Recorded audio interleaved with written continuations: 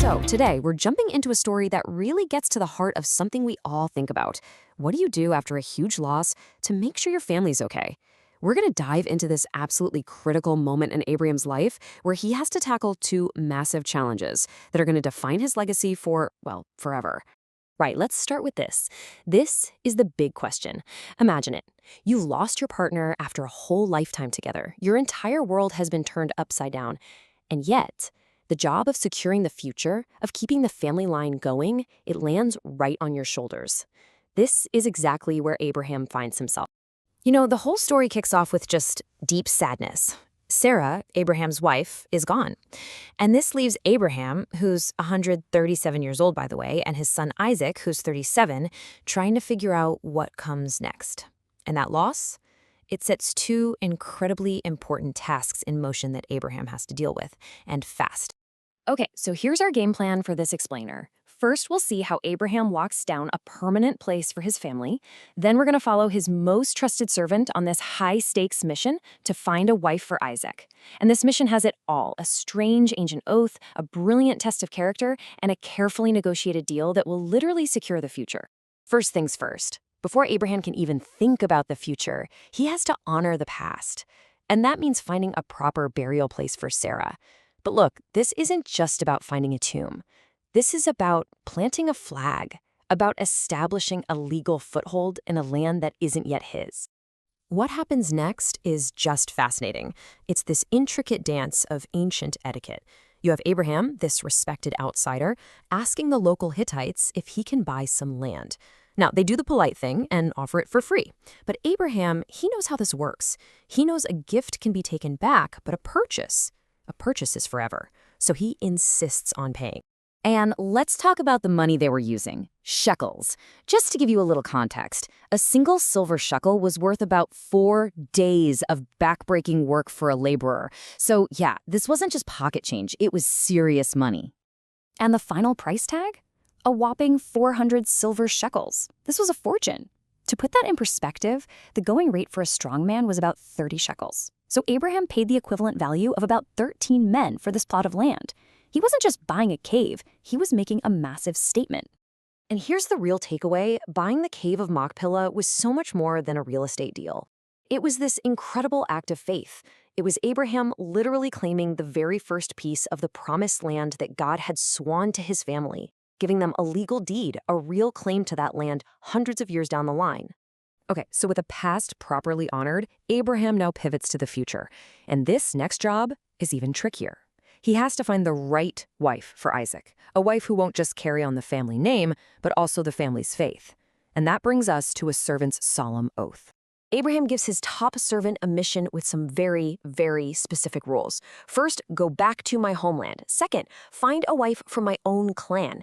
This was all about keeping the family line pure, and even more importantly, keeping their faith pure from all the other influences in Canaan.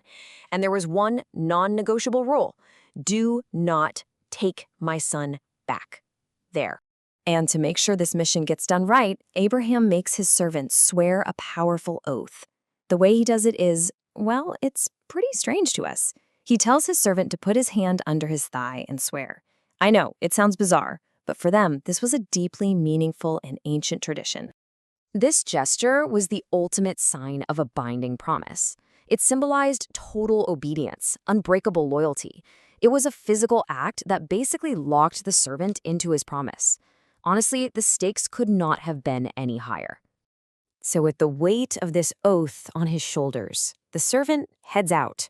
When he gets to Abraham's homeland, he doesn't just start looking for a pretty girl. No, he's way smarter than that. He comes up with a test. Really, it's a prayer, asking God for a very specific sign that would reveal the true character of the woman he was looking for. Okay, before we see the test, let's just quickly look at the family tree because this is super important for the mission. So you have Abraham and his brother Nahor.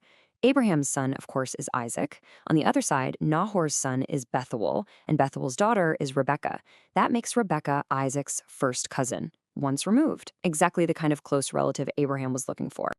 All right, here it is, the test. The servant prays that when he asks a young woman for a drink, the right one will not only give him water, but will also offer to water his 10 camels. And guess what? That's exactly what Rebekah does. Now get this was not a small favor. Watering 10 camels that have just crossed a desert is a huge, physically demanding job. Her response wasn't just kind, it was unbelievably generous and hardworking. So when the servant gets to Rebekah's house, he tells her family the entire story of what just happened at the well, step by step. And you might be thinking, okay, why are we hearing this again? Well, in ancient Hebrew storytelling, repetition is a big deal. It's not sloppy writing. It's a way to scream, pay attention. This part is really, really important. It makes it crystal clear that God's hand was in this from the very beginning. Now that the sign from God is confirmed, the servant moves on to the final phase, locking in the marriage agreement. And this isn't some quiet conversation between two people. No, this is a formal negotiation between two families, and it's all guided by some very strict cultural rules. Back then, the family's decision was everything. You'll notice how Rebekah's brother, Laban, is right there with her father, playing a huge part in the negotiations. Once everyone agrees, the servant brings out the official gifts. We're talking gold, silver, expensive clothes for Rebekah and her family. That's how you seal the deal. But what's really amazing here is the servant's attitude. Rebekah's family says, hey, stick around for a few days, relax, which is a totally reasonable thing to ask. But he says no. He is so focused. His mission isn't over until he gets back to his master, Abraham, with the good news. That sense of duty completely overrides everything else. And so, the servant returns. Mission accomplished. The future secured. The whole journey builds up to this one incredibly touching moment. The very first time Isaac and his bride-to-be Rebekah lay eyes on each other. This timeline really helps put it all into perspective. It's been 3 years since Sarah's death. 3 whole years that Isaac has been grieving for his mother. Now, at 40 years old, his life is about to completely change because the servant's journey has finally come to an end.